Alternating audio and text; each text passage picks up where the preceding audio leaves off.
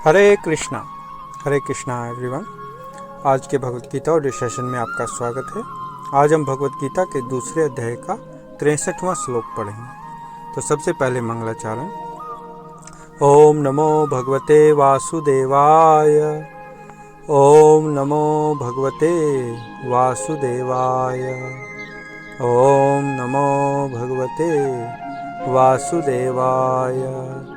ओम अज्ञानं त्रिमन्धस्य ज्ञानञ्जनशलाकया चक्षुर्मृतं येन तस्मै श्रीगुरुवे नमः। नारायणं नमस्कृत्य नरं चैव नरोत्तमं देवीं सरस्वतीं व्यासं ततो जयमुदीरयेत्। नष्टप्रायेषु भद्रेषु नित्यं भागवत सेवया भगवती उत्तम श्लोके भक्तिर्भवति नैष्टिकी। हरे कृष्णा कृष्ण कृष्ण हरे हरे, हरे राम राम राम हरे हरे। जय शिला प्रभुपाद की जय, शिला गुरुदेव की जय, कृष्ण बलराम की जय, श्री वृंदावन धाम की जय, नित्य प्रेमानंदे हरि हरि बोल। हरे कृष्णा। तो आज का हमारा श्लोक है अध्याय 2 श्लोक संख्या 63। क्रोधात् भवति सम्मोहा, सम्मोहात् स्मृति विभ्रमः, स्मृतिभ्रंशात् बुद्धिनाशो, बुद्धिनाशात् प्रणश्यति। भावार्थ और तात्पर्य जगतगुरु शिला प्रभुपाद के द्वारा। जगतगुरु शिला प्रभुपाद की जय। भावार्थ: क्रोध से पूर्ण मोह उत्पन्न होता है और मोह से स्मरण शक्ति का विभ्रम हो जाता है। जब स्मरण शक्ति भ्रमित हो जाती है तो बुद्धि नष्ट हो जाती है और बुद्धि नष्ट होने पर मनुष्य भवकूप में पुनः गिर जाता है। जय। तो यहाँ भगवान बता रहे हैं कि इस कड़ी में वो भगवान बता रहे हैं जो अर्जुन ने पूछा था उसके उत्तर में, कि जो विषयों का अपनी इंद्रियों पे जिसका नियंत्रण नहीं रहता, तो इंद्रियों तृप्ति ना होने की वजह से काम उत्पन्न होता है, काम से फिर क्रोध, क्रोध से मोह, मोह से स्मरण शक्ति खत्म हो जाती है और स्मरण शक्ति से बुद्धि नष्ट हो जाती है और बुद्धि नष्ट होने पर मनुष्य फिर इस आवागमन के चक्कर में गिर जाता है। तो इसका तात्पर्य पढ़ते हैं। तात्पर्य: श्रील रूप गोस्वामी ने हमें यह आदेश दिया है, प्रापंचिकित्या बुद्धया हरि संबंधित वस्तुनः मुमुक्षुभिः परित्यागो वैराग्यम फलगु कथ्यते। यह दिया गया है भक्ति रसामृत सिंधु के पहले स्कंद के दूसरे अध्याय के 247वें श्लोक में। अर्थात कृष्ण भावनामृत के विकास से मनुष्य जान सकता है कि प्रत्येक वस्तु का उपयोग भगवान की सेवा के लिए किया जा सकता है। जो कृष्ण भावनामृत के ज्ञान से रहित है वे कृत्रिम ढंग से भौतिक विषयों से बचने का प्रयास करते हैं।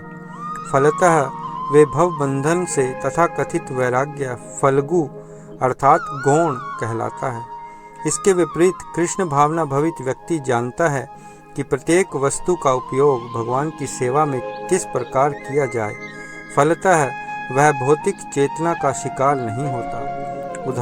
उदाहरणार्थ निर्विशेषवादी के अनुसार भगवान निराकार होने के कारण भोजन नहीं कर सकते, अतः वह अच्छे खाद्यों से बचता रहता है।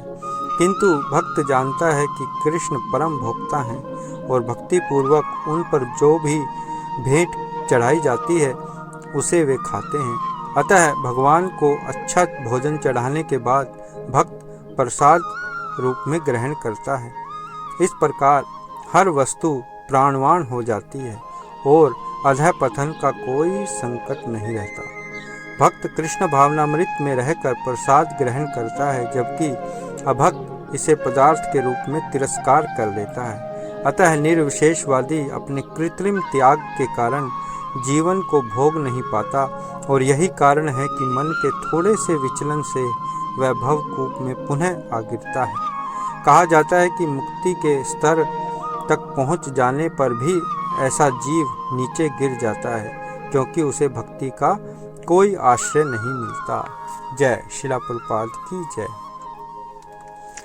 तो यहाँ शिला प्रभुपाद ने जो विषय अपने तात्पर्य में जिनकी चर्चा की है उन पर हम कुछ और चर्चा कर लेते हैं कि यहाँ वैराग्य का चिंतन किया गया है। भगवान बता रहे हैं कि क्रोध से पूर्ण रूप से भ्रम उत्पन्न होता है और भ्रम से बुद्धि का नाश हो जाता है, जिससे हम इस भौतिक जगत के दुष्चक्र में फंसे रहते हैं। इस सब की जड़ है इंद्रिय भोग की प्रबल इच्छा अर्थात काम, जिसको हमने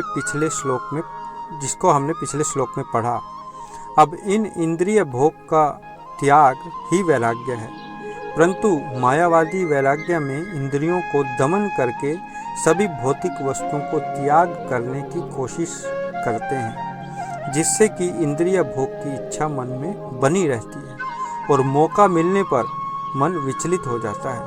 परंतु एक दूसरा वैराग्य भी है जिसको युक्त वैराग्य कहा जाता है, जिसमें सभी वस्तुएं भगवान की सेवा में उपयोग की जाती हैं और अपनी इंद्रिय भोग के लिए नहीं अपितु भगवान को भोग के लिए वस्तुओं का उपयोग किया जाता है। उदाहरण के लिए भगवान को 56 भोग लगाए जाते हैं और फिर वो पकवान प्रसाद बन जाता है और प्रसाद यानी भगवान की कृपा दृष्टि उस भोग पर पड़ती है और वह प्रसाद बन जाता है। फिर भक्तगण उस प्रसाद को ग्रहण करते हैं जो इंद्रियों को नियंत्रित करने में सहायक है,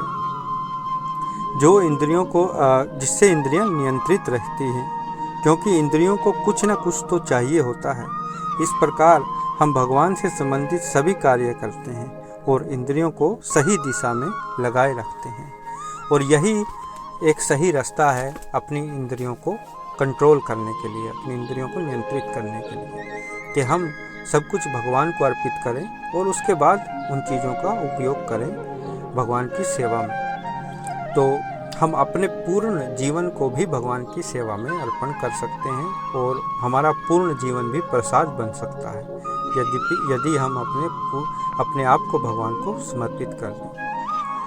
तो आज के लिए इतना ही। श्लोक में हमें यही शिक्षा मिलती है कि हमें हर चीज़ भगवान के चरणों में उनकी सेवा में लगानी चाहिए। तो अपने प्रश्न और टिप्पणी मेरे व्हाट्सएप पर और यूट्यूब के कमेंट बॉक्स में ज़रूर डालें। हरे कृष्णा। धन्यवाद।